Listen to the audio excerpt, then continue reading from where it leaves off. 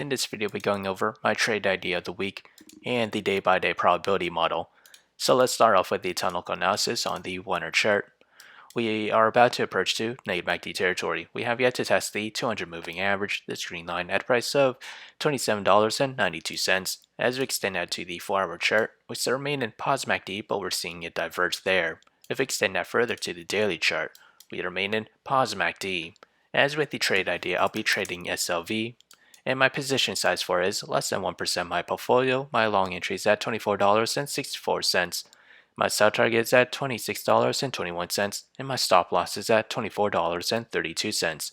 However, if I were to open a short position, my entry is at $27.10. My sell target for it is at $24.97, and my stop loss is at $27.45. So whichever entry price were to hit first, that'll be my position of the week. So how did I develop these trade ideas? It all comes from the day-by-day probability model, which is available in the link below, so do check it out.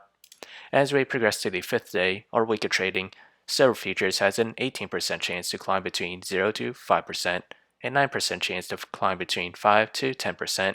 To the downside, it has a 45% chance to fall between 0 to negative 5%, and a 27% chance to fall between negative 5 to negative 10%.